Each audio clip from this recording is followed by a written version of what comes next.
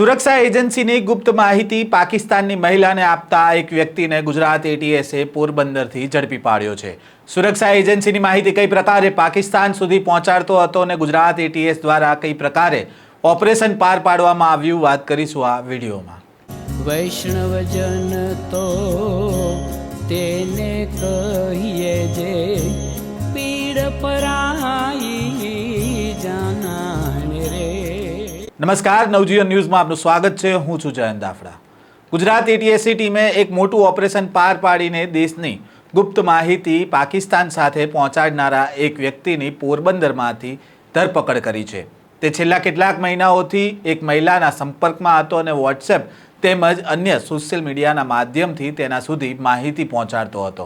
આ અંગે એટીએસના PSI R ગર્ચરને માહિતી મળી હતી કે પોરબંદરનો રહેવાસી પંકજ કોટિયા છેલ્લા કેટલાક સમયથી કોઈ પાકિસ્તાનની આર્મી કે જાસૂસી સંસ્થા આઈએસઆઈના કોઈ અધિકારી કે એજન્ટ સાથે સંપર્કમાં છે અને પોરબંદર કોસ્ટગાર્ડ જેવી જેટી તથા જેટી ઉપર ભારતીય કોસ્ટગાર્ડની બોટો અંગેની સંવેદનશીલ માહિતી સોશિયલ મીડિયાના પ્લેટફોર્મથી પાકિસ્તાન મોકલતો હતો અને આ માહિતી બદલ તેને પૈસા આપવામાં આવતા હતા।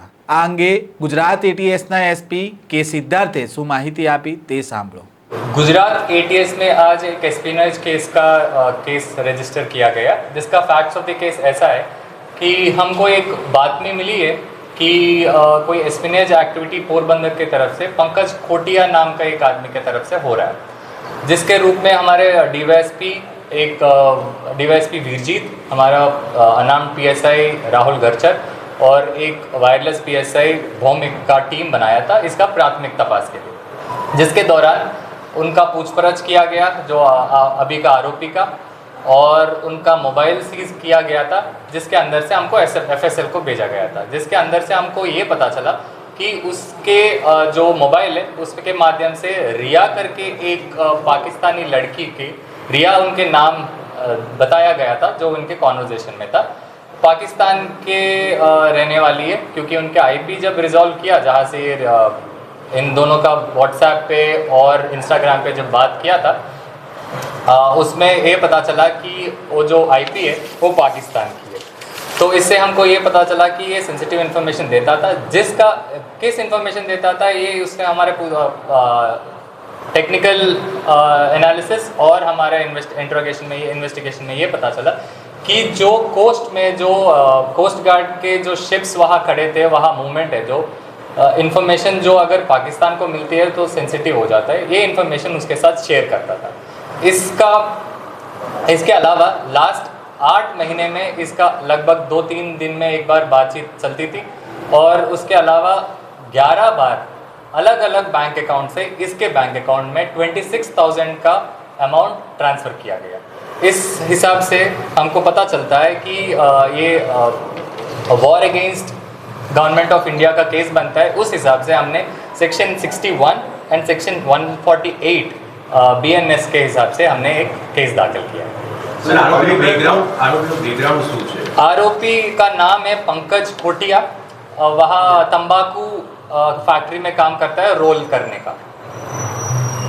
सर કેટલા સમયથી આ માહિતી મોકલતો હતો, આ રિયા સાથે કોન્ટેક્ટમાં કેવી રીતે આવ્યો? ये कांटेक्ट में आया था फरवरी मार्च में आया था, और लगभग लास्ट 8 मंथ से उसके साथ कांटेक्ट में है, ओनली सोशल मीडिया के थ्रू। तो सामने वाला जो आपने नाम बताया वो हनी ट्रैप है, ओरिजिनल आइडेंटिटी है या फिर उसकी नहीं, उसका 99% हम 100% हम कहा जा सकता है कि वो हनी ट्रैप भी नहीं है, क्योंकि ऐसा कुछ बात नहीं चली। ये कम्प्लीटली मॉनेटरी बेनिफिट उसको दे रहे थे, और उसके हिसाब से उसने सामने से बोला भी था कि मैं पाकिस्तान के एजेंट हूँ, पाकिस्तान के रहने वाली हूँ, पाकिस्तान नेवी में काम करती हूँ, उसके हिसाब से उनको चाहिए। तो इसका पूरा नॉलेज था कि ऐसा वो पाकिस्तान नेवी के ऑफिसर को ये दे रहा था।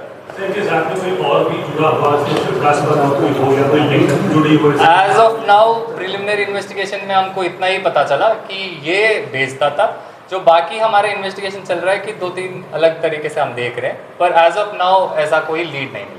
सर ये पाकिस्तान गया हो या ऐसा कुछ मूवमेंट मिला है? नहीं, ये इंडियन है और पाकिस्तान अभी तक इसका ट्रैवलिंग हिस्ट्री नहीं है। सर की माहिती है, दूसरे कुछ एजेंसी की भी माहिती दे रहा था?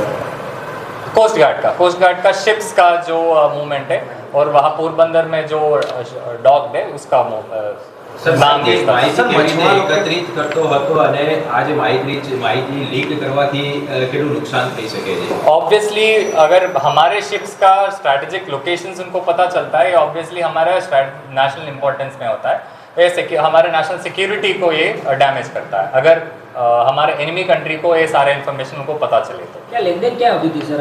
26,000 इनके बैंक अकाउंट में लास्ट 5 to 8 मंथ्स में इनके बैंक अकाउंट में अलग अलग 2,000, 3,000, 4,000 हिसाब से इनको आया गया है. 11 अलग सर ट्रांजैक्शन. ये फिशिंग बोट में कहीं गया हो मिड सी में या उस वहाँ पे कुछ ऐसा सिक्का या कोस्ट गार्ड या और एजेंसी की कुछ तस्वीरें कुछ भेजी हो, ऐसा कुछ है? एज ऑफ नाउ ऐसा इन्फॉर्मेशन अभी तक बाहर नहीं आया, पर उस तरीका भी हम देखेंगे. सर दोनों के बीच बातचीत किस माध्यम से हुई है, कितनी बार हुई है सर? व्हाट्सएप में मेजॉरिटी व्हाट्सएप के थ्रू ही हुआ है. हिंदी में ही बात करते थे पर टाइप करते थे इंग्लिश में. सर ये दोनों ने जो डिटेल दी है, फोटो वीडियो दिया है या फिर नाम शेड्यूल वगैरह दिया है, क्या दिया है सर? एक्चुअली क्या हुआ, उनका जो भी भेजा है वो सारे नाम और उनका ट्रांजैक्शंस अभी भी बाहर आना है, तो पर अभी तो हमको पता है कि शिप्स का नाम भेजा गया है. सर सिर्फ शिप के नाम गए हैं या जो कोस्ट गार्ड के अधिकारी है उनके भी नाम, फोटोग्राफ, उनकी फैमिली के रिलेटेड कुछ डिटेल ऐसा कुछ? एज ऑफ नाउ ऐसा माहिती हमारे पास नहीं हुई है, पर इन्वेस्टिगेशन में जो भी आएगा हमको बता देगा. सर सामने वाला जो व्यक्ति था उससे इसकी टेलीफोनिक कभी बात हुई है कि नहीं? नहीं, एज ऑफ नाउ अगेन मैं अभी तक जो प्रिलिमिनरी इन्वेस्टिगेशन हुई है उसमें ऐसा निकल के नहीं आया कि इन दोनों के बीच में बात हुई है. पर हाँ, व्हाट्सएप के थ्रू वॉइस कॉल का है कि क्या एग्जैक्टली बात करते थे, अभी इन्वेस्टिगेशन में पता चला. फर्स्ट बार किस तरह से कांटेक्ट किया गया पंकज का एजेंट की तरफ से? ये एक्चुअली फेसबुक के थ्रू परिचय हुए थे. फेसबुक के बाद उन्होंने नंबर्स एक्सचेंज किया और व्हाट्सएप के माध्यम से फिर बात करना शुरू किया. સર રિયાએ અત્યારે કોઈ વ્યક્તિ સાથે સંપર્ક કર્યો હોય પંકજ સિવાય એવું કંઈ તપાસ દરમિયાન જાણવા મળે કે કેમ? उसके फेसबुक रिजॉल्व करने का हमारे पास है, पर डेटा जब आएगा और दूसरे इंडियन कॉन्टैक्ट्स के वो इन्वेस्टिगेशन में ही पता चलेगा. रिया जो कॉन्टैक्ट नंबर यूज करती थी वो इंडियन नंबर था कि पाकिस्तानी? बिल्कुल, वो जो इंडियन नंबर के साथ ही एसोसिएटेड था जो व्हाट्सएप के थ्रू था. सर इसका एजुकेशन बैकग्राउंड क्या है पंकज? कितना तक पढ़ा था ये सर सिर्फ उसने स्कूलिंग किया हुआ, बस स्कूलिंग ही किया था. 10th 12th. सैलरी सर वगैरह कितनी थी वहाँ? नहीं, नॉर्मल तंबाकू एम्प्लॉय था, મજદૂર था. સર તો ભારતીય નંબર જે રિયા પાસે હતો એ ક્યાંથી મેળવ્યો, કેવી રીતે, અથવા એને મોકલ્યો કે? ये अभी भी हमारी इन्वेस्टिगेशन, जो सिम कार्ड है वो इसके नाम पे रजिस्टर्ड नहीं है, किसी और के नाम पे रजिस्टर्ड है, उसके ऊपर भी हम इन्वेस्टिगेशन चालू है. આરોપીની પૂછપરછમાં સામે આવ્યું છે કે તે તમાકુ પેકેજિંગનું કામ કરે છે અને છેલ્લા એકાદ વર્ષથી કેટલીક વખત પોરબંદર જેટી ઉપર કોસ્ટગાર્ડની શિપ પર વેલ્ડિંગ અને અન્ય પરચુરણ મજૂરી કામ માટે હેલ્પર તરીકે કામ કરવા જતો હતો.